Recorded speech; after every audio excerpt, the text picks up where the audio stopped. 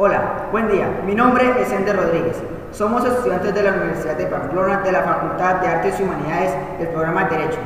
A continuación les vamos a presentar una exposición sobre la Revolución Norteamericana y sus aportes al poder público usados actualmente.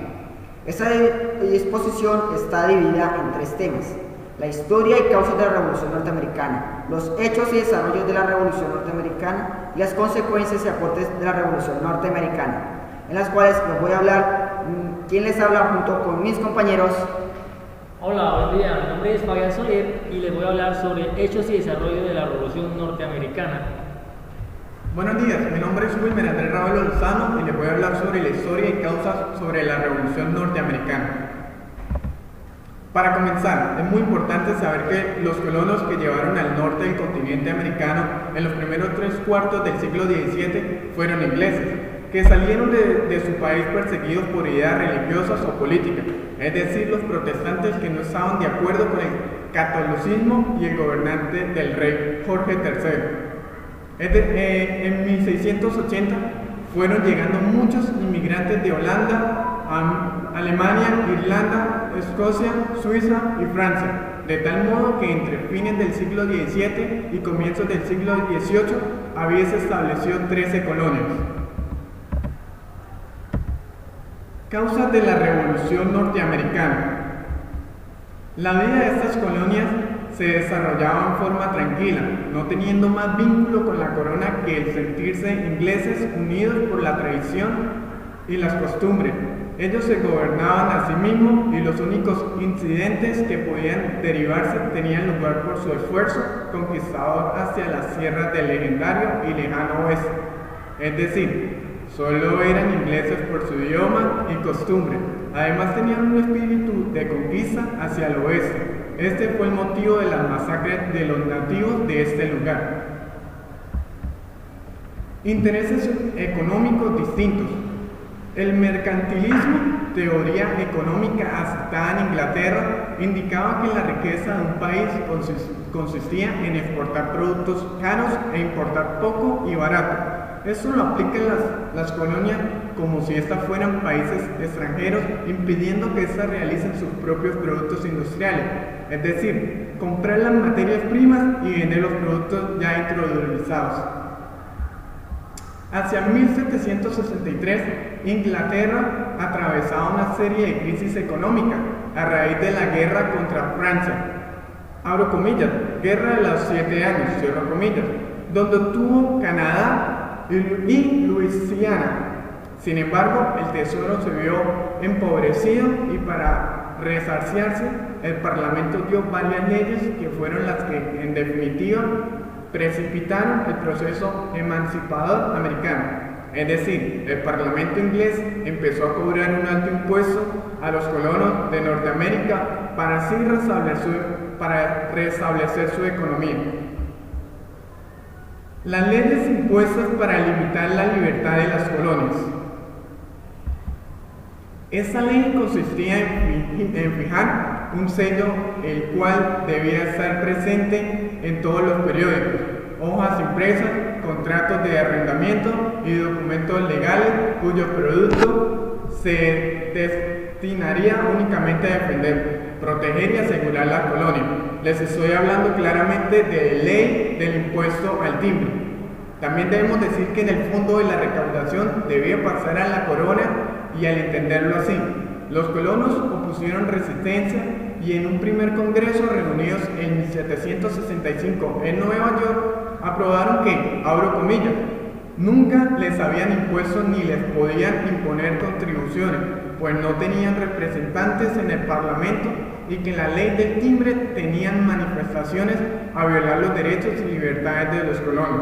Cierro comillas. Ley de los impuestos a productos importados. Esta ley consistía en un excesivo cobro de impuestos a los productos importados como el plomo, vidrio, té, papel, cuyo montón se aplicaría al pago de gobernadores, jueces, funcionarios de aduanas y tropas inglesas en las colonias. Esta ley se expidió en 1767 y fue derogada en 1770, porque los colonos se obtuvieron de importar estos artículos. También es muy importante la ley de la melaza, que habla sobre que fue expedida en 1764 por parte del rey Jorge III, la cual consistía en impedir la producción de azúcar en las colonias para así tener que importarla desde Inglaterra, es decir, traer el azúcar desde Inglaterra hacia Norteamérica. Ley del acuartelamiento fue impuesta en 1765 por el rey Jorge III, por la cual se impuso la obligación de dar hospedaje a los soldados venidos de Inglaterra. A continuación, mi compañero les va a hablar sobre hechos y desarrollo de la Revolución Norteamérica. Hola, les voy a hablar sobre hechos y desarrollo de la Revolución Norteamericana. Las colonias no están preparadas para la guerra, pues la corona tenía dos ejércitos en tierra, uno en el sur que provenía de Florida y el otro al norte que penetraba Canadá por el lago Champlain. El 19 de abril de 1775 se produjo la escaramuza de Lexington, donde murieron 8 norteamericanos, quienes fueron masacrados vilmente por soldados ingleses, derramándose así la primera sangre de independencia de los Estados Unidos de América. El 10 de mayo de 1775 se reunieron en Filadelfia el Segundo Congreso Continental, presidido por John Hancock, rico comerciante de Boston, y donde se consideró la necesidad de empuñar las armas. Abro comillas, estamos resueltos únicamente a morir como hombres libres en vez de vivir como esclavos del extranjero. Cierro comillas. Esto fue lo que dijo John Hancock. Este mismo Congreso acordó entregar a la jefatura de guerra al ilustre ciudadano y luego héroe máximo de la independencia de los Estados Unidos, George Washington, al unirse al Tercer Congreso Continental en Filadelfia en 1776. El 4 de julio, las colonias firmaron un acta de independencia. Hermoso y brillante documento redactado por Thomas Jefferson, que no solo anuncia el nacimiento de una nación, sino que expone una filosofía de la libertad humana. Así se separaron de Inglaterra. Este documento fue firmado por 56 burgueses de las 13 colonias. Los norteamericanos celebran como el Día de la Independencia el 4 de julio, día en que se firmó la Declaración de la Independencia, pero en realidad fueron totalmente independientes el 3 de mayo de septiembre de 1783 con la firma del Tratado de Versalles. Después de muchos sufrimientos y contrastes que en lo más mínimo diezmaba el espíritu de los colonos, George Washington derrota a los ingleses en Saratoga, donde el general Burgoyne con 5,000 hombres se rindió al norteamericano Gates del 17 de octubre de 1777. Es decir, al haberse encontrado superado 10 veces en número, él se acobardó y se rindió con sus fuerzas y se marcharon. Por entonces, el sabio Benjamin Franklin había enviado a Francia y España para solicitar el apoyo de esos reinos, y al conseguirlos se incrementó el potencial en hombres, armas, ejército, y comandado por George Washington, quien el 19 de octubre de 1781 obtiene la decisiva victoria de Yorktown.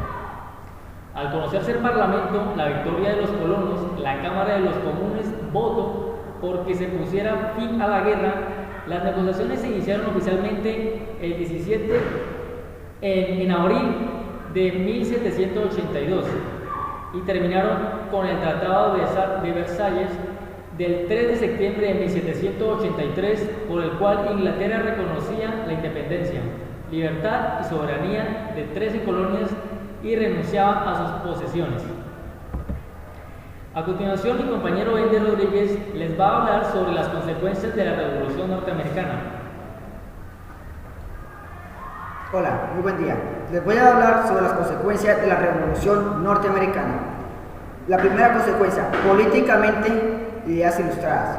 Se proclamaba la división de poderes y la libre elección por los ciudadanos de cargos políticos. Es decir, cualquier persona que es libre de elegir por quién va a votar, si puede subir un cargo público y otras cosas en general. Socialmente aparecen las declaraciones de derechos, los derechos como la igualdad, la libertad y derecho a la felicidad. Ante la ley de todos los ciudadanos, se suprimen los privilegios, las distincciones sociales se producían por el talento y el trabajo. Es decir, todos somos iguales ante la ley, tenemos derecho a la vida y derecho a buscar la felicidad para vivir en una sociedad armoniosa. Tercero, económicamente, aparece una economía librecambista, no mercantilista, abre sus mercados, es decir, compra y venta a todos los países, tanto de Europa como de Asia y otros países, en la cual intercambiar productos, tanto materia prima como productos industriales.